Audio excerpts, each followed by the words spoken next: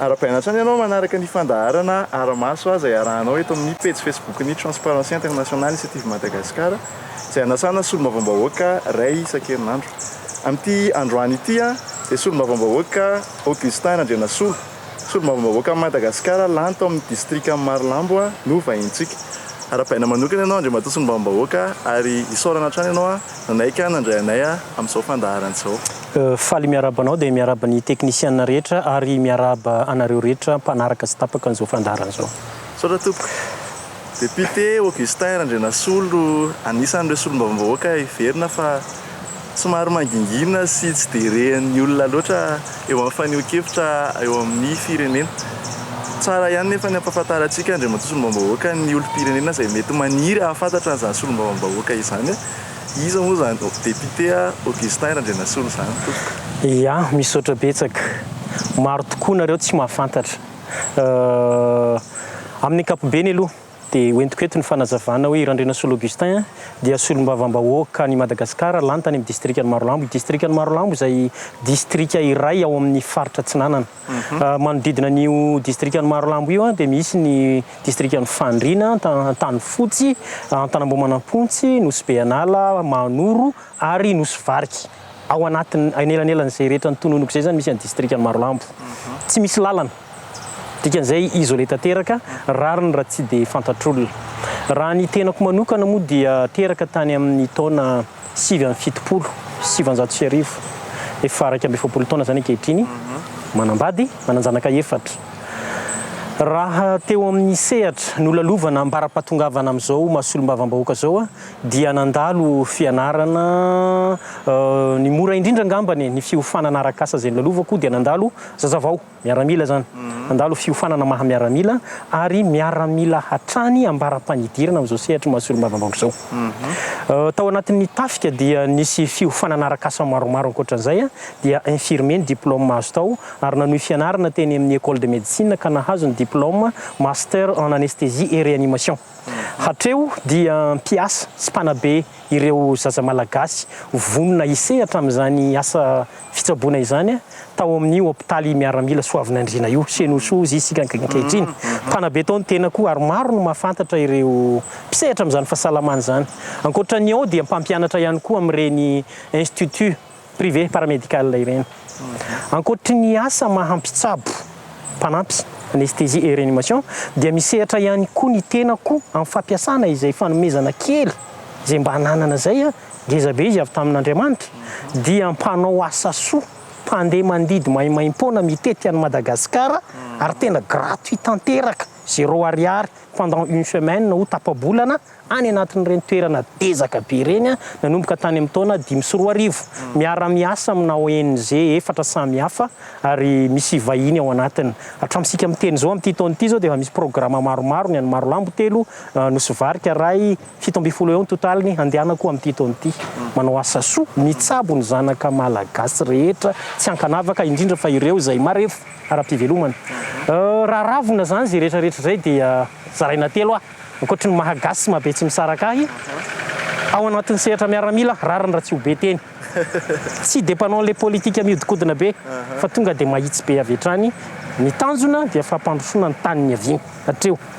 amin'ny maha miaramila dia ny décollage sy ny atterrissage satria ny anesthésie mantsy mitondra avion ihany eritreretina ny décollage fa homanina ihany koa ny atterrissage. Tsy dia mety loatra ny tonga dia mivandravandra be hoe ity aho sy ny atterrissage ny tena ilaina noho izay anton'izay dia hitanareo fa somary mangingina maneho hevitra fa saingy tsy dia hiteny masombahoaka eny fa manoratra ny antso ary mampafantatra ny olona tokony hotorona hevitra zay angambany. Fa mahafantatra dia matoa solombavambahoaka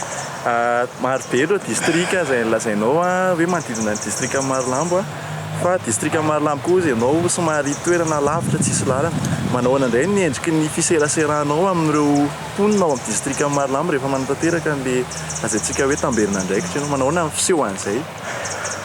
Spécial tanteraka mialatsiny amin'ilay teny baiko. Spécial tanteraka ny distrikana Marolambo satria araka io ny teneniko io dia tsy tena mipetraka loatra intsony ny maha be tsy misaraka ny be tsy misaraka ny kolotsaina fa somary mifampidimpiditra amin'ireo distrika rehetra mifanila-bodirindrina aminy. Noho izay anton'izay dia mila manana stratégie angamba ny filazana azy mifanakaikikaiky kokoa am'ireo faritra isan-tsokaziny voafaritra ohatra hoe ny manakaiky ny fandriana zany dia somary betsileo kokoa ny fomba ifanantonana sy ifandraisana na ny kolotsaina ao anatiny azy na nisan'ny mponina rehefa manomboka mifanakaikikaiky ny tena be tsy misaraka sy ny betsileo amin'iny faritra iny ny kolotsaina rehetrarehetra moa dia tsy dia tena hita intsony hoe inona ny tena mibatoerana noho izy anton'izay dia manana stratégie manokana sika ahafahana miady an'io azadino fa le teniko tamin'ny voalohany a miaramila dia tsy maintsy zay stratégie zay aloha ny rafetina voalohany na izany na tsy zany dia tsy azo adinoina fa teraka sy lehibe tamin'iny faritra iny vao niala mahafantatra ny mangirifiry sy ny filana ao anatiny dia izay no nahatonga nakany ny rotsaka ho solombavam-bahoaka hitondra n'izay anjara ndraikitra zay raha hatramin'ny 2013 nakaty zao a dia isan'ny olona nitondra ny fandidiana maimaim-poana io tany Marolambo ny tenako raha tao Sakevo commune rurale ny Marolambo fotsiny nisy hatramin'izay a nanomboka ny taona 2014 dia nangataka tamin'ilay ONG satria za mpiasa ao anatiny dia lasa nisy fandidiana maimaim-poana koa ao Marolambo amin'ity taona ity zao dia mahafaly ny ilazana fa izahay no nangataka hoe asiana ao Anosy Varika dia nahazo ray Anosy Varika amin'ity zany hoe alaivo saraintsaina ange hoe mandidy heriny anankiray ohatra eto Antananarivo ray tapitrisa ariary ny vola alohan'ny olona nefa izahay mahita hatrany amina 5 na 20 fandidiana amina mission anankiray vola tokony hivoaka am-paosin'ny olona zany voatazona any am-paosiny fahasalamana azony izay le traikefa any amin'ny distrikako manokana ny tamberina ndraikitra tena ho ataoko ankoatra ny manao tatitra sy ny maka zay maharary azy ireo ka vadika ho fotodrafitrasana ho tetikasa ny aoriana dia isan'ny efa naverina any amin'ny zareo ny famporosiana azy ireo hamboly voly fanondrana mba haharitra sorofo sy kafe ary lavany ezahako izy io aparitaka ao anatin'ny district tamin'ny herintaona zao navita hatrany amina 900 000 pieds de girofle izahay pépinière zay ny rahako za manokana dia misy ny rahana tamin'ny MNP Madagascar National Park dia misy ny rahana tamin'ny fikambanana tsy miankina anankiray hafa amin'ity taona ity mieritreritra hanenjika mitovitovisa amin'izay dia tohizana foana ilay izy mandritra amin'ny fotoana hijanonany ao satria ireo olona ireo dia tsisy antena iny afa-tsy ianao sy ny fanjakana zay misy eo fantahina manitikitika kely andra mahatao solombavam-bahoaka hoe tsy mifanitsaka ve le asa mahampandidy manao maimaim-poana sy le asa mahasolombavam-bahoaka ao anatin'le sika tsy mifanitsaka mihitsy mitovy amin'ny olona rehetra hoe mpandraraha izy fa solombavam-bahoaka dia misy fotoana izy manao ny asa mampandraraha azy misy fotoana izy manao ny asa mahasolombavam-bahoaka azy misy fotoana koa mifangaro satria ny solombavam-bahoaka ny vola solombavam-bahoaka tsy ho ampy dia izay mba tombony kely azony amin'ny mampandraraha azy no tsy maintsy hanampiny hafa amin'ny mahasolombavam-bahoaka azy fa ato anatin'ny mahasolombavam-bahoaka sy ilay maha-anestésiste tsy mifangaro mihitsy ireo tsy mifanitsaka ireo manampy ny vahoakany zay ny tena asanao mijery zay tena manahirana azy dia mitondra ny etaetany zareo any dia mijery hoe iza ny afaka mama azy fa raha amin'ity côté fandidiana aty ny efa mba nataoko zao dia nijery aloha satria azadino ange efa vonjy-tavanandro ihany ny anay manao mission dia zay tafiditra ao anatin'ny cadre légalana mission iny ihany ny atao fa ny tena nataoko zao ary mba ninony fanjakana fampanantenana tany anatin'ny propagande ataontsika zay ampisokatra tanteraka nyity bloc opératoire eto Marolambo ity ary ninony fanjakana zay rehefa nataony dia marsa rehetra dia misy mpandidy sy mpapatory ao Marolambo ary efa mandidy araky ny tokony ho izy ny mpandidy ao Marolambo zay zao dia tsy mampifangaro azy zay ao anatin'ny Covid-19 tsika ankehitriny mbola tena ao anatin'ny tanteraka araka fahitan'Andriamatoa solombavam-bahoaka anazy inona ny lesona tsara sy tonona tamin'le fitantanana n'le crise teo izay tena mbola ao anatintsika amin'izao ary inona ny tokony ho ahitsy inona no tsaraina ao anatin'le fitantanana n'le crise zany amin'ny mahasolombavam-bahoaka anao amin'ny mahasolombavam-bahoaka aloha tsy azo sarana ao anatiny iny le traikefa rehetra azo tany aloha amin'ny maha-anestésiste dia resahana foana hoe aleo re côté technique ny amahana an'io fa tsy côté politique aretina ny edivana donc ny dokotera sy izay mpisehatra rehetra ny fahasalamana no ataovy ny aloha lalana na dia miaramila aza ny tena teo aloha hitako hoe somary hiteraka olana ihany raha ny miaramila foana no arangaranga ao amin'ny Covid-19 ny atao milo lalana raha sanatria neka misy miaramila ray no voa ao nefa zareo zato ny ray mandeha dikan'izay confinement ny olona zato ao raha confiné daholo ary ny camp rehetra eto Madagasikara tsy maintsy confinéna na ataontsika hoe mise en quarantaine dia mandritra ny zareo mise en quarantaine manao ny ataony mpanao ratsy izay intsony no etsehana sosikevitra tsy ny administrateur tsy miaramila ny tokony aloha lalana fa aleo enona ny sosikevitra avy amin'ireo mpisehatra mivantana amin'ny fahasalamana io fa rehefa ireo no manome sosikevitra dia manatanteraka ny ambiny zay ny sosikevitra zay ny lesoka teo dia zay ny tiako ahitsy ao anatiny araka fahitanao andre matosony mbahoaka ve mimena ny toerana sahazaza ihany ve ny anteny mera-pirenena tamin'ny fitantanana le crise Covid-19 teo nomena tsy nomena angamba no ana tsara fotsiny no miresaka hoe nisy fotoana tokoa ny fanjakana mpanatanteraka naka ny hevitra taty amin'ny anteny mera-pirenena nalaina ireny sosikevitra ireny dia nisy nampiasainy satria raha ny teniko manokana zao rehefa avy nanazava ny ministry ny fahasalamana tamin'izay fotoan'izay hoe ny toeram-pitiliana dia ao amin'ny Institut Pasteur ihany any ananina ihany no andraisana an'io izao no atao dia izaho moa tamin'izay tonga dia nanitsy hoe ho hafahafa karaha marary eto Antananarivo marary any Tuléar zany hoa dia alefa aiza ny analizy le mpanao analizy na lefa Tuléar sa ny marary no ampiakarina aty anaparitaka azy noho izy anton'izay dia namporisika tamin'izay hoe aparitao eny amin'ireny hôpitaly lehibe rehetrarehetra ny fitiliana fa aza vangongo amina toerana iray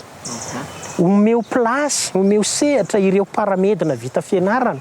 zany hoe mirecruteva bénévole amin'izay fotoana zay dia maro ny mpisehatra aza vangongo amina hôpitaly iray na toerana iray ny fandraisana andraikitra fa parita amin'ny hôpitaly rehetrarehetra efa 5 volana ty aorina izy vao nampiarina zareo nampiarina ihany ary nahitana fahombiazana tokoa na dia taty amiko aza ny voan'ny hevitra fa tara le izy vao nampiarina dikan'izay mbola mamerina ihany misy spécialiste be dia be ho an'ireny maladie infectieuse ireny ny tena tsy dia navita fianarana momba an'ireny fa misy navita fianarana amin'ireny épidémiologiste moa fiteny anazy aleo ireny ny avory ao anatin'ny fikoanandoha miaraka na manapahana hoe ity ny atao dia manatanteraka fotsiny sisa ny atao mpanao politika fa raha ny mpanao politika no manome baiko tsy mandeha eo Andray matosony mambahoaka resaka kely momba ny ady amin'ny kolokolo dia tsika araka fahitanao azy inona ny mety hoe sosikevitra mahomby entina miady amin'ny kolikoly mety hoe amin'ny lafiny lalàna ve sa ahoana mety ho fahitandray matosony mba mambahoaka ny sosikevitra mety entina hanatsarana zay ady zay ady amin'ny kolikoly ambany loatra ny farim-piainantsika fa efa mividitsika ambany loatra ka zay zavatra rehetra atao na lalàna io na inona io dia ho voadingana foana noho izay fantrana efa lalipaka zay na izany na tsy zany dia misy ihany ny ady faran'izay kely angamba ny mety ho résultat azo avy ao anatiny dia ny resaka éducation civique ino no amafisina fa rehefa tonga saina daholo ny olona hoe tsy mety mihitsy ka ty kolikoly ty dia hienao azy io fa na inona na inona lalàna atao eo raha mbola ity fantrano ity no mipetraka tsy tafavoaka io misy foana ny kolikoly matosony mavoaka misy an'le resaka lalàna laliny atao amin'ny anteny mera-pirenena sy mifampiarana azy ahoana mety ho hevitrao manao raha zay lalàna lany ato amin'ny anteny mera-pirenena sy ny fampiarana azy maro ny lalàna efa lany tato zay ngamba no mba tiako hitsindriana kely alohan'ny amaliko an'le fanontanianao misy lalàna marobe lany tato tsy resaka fotsiny raha tsy tamin'ny tondasy iny lalàna momba ny toka gasy za moa tsy hiteny hoe lalàna mampalalaka fa lalàna mifehy angamba no metimety kokoa mba ahafahana mifehy azy dia nisy an'iny lalàna iny laniny solombavambahoaka tato maro ny vahoaka mbola manontany hoe ko maninona mbola nisy ny gadra voaingana teo ohatra ny mba te hampametra-panontaniana hoe mety mbola isy lalàna hidinihana avy amin'ny fivoriana manaraka eo ny teo aloha aza tsy azy tsy asiana didy fampiarana tokony mba anjaran'ny gouvernement zany mijery na anjaranay aty amin'ny solombavambahoaka koa mijery hoe lalàna firika izay no tokony namoahana didy fampiarana so dia tokony tsy mandany lalàna intsony fa ireo aloha ny hitadiavana didy fampiarana dia rehefa miatra daholo reo zay indray vao mijery hoe andao indray andany lalàna vaovao raha misy tsy mety na misy tsy ampy amin'ireo fa ohatry ny agny an-tanàna zay hoe ny antratra tsy lavo dia hoe ny tonga avakoa raha lehilahy dia tsy mety zay fa aleo mba ampiasaina aloha zay mba efa ananantsika fanomezana hasiny ny fitsara-pahefana ihany koa zay mba sarana misy zavatra efa nilanina taty dia mba tokony ampiarindry zareo ary fa tsy mety raha ny ato mandany fotsiny dia ohatrany hoe karama raisina fotsiny ange zany ny ato hoe mba mandany lalàna nefa lalàna tsy ampiarina dia zay no mahatonga ana amin'ny teny rehefa mba manao zavatra ihany aloha mba zavatra tena miatra no lanina fa tsy manidina fotsiny. Eny tompoko tonga sahady amin'ny farany fandaharantsika andriamatoa misy afatra ve na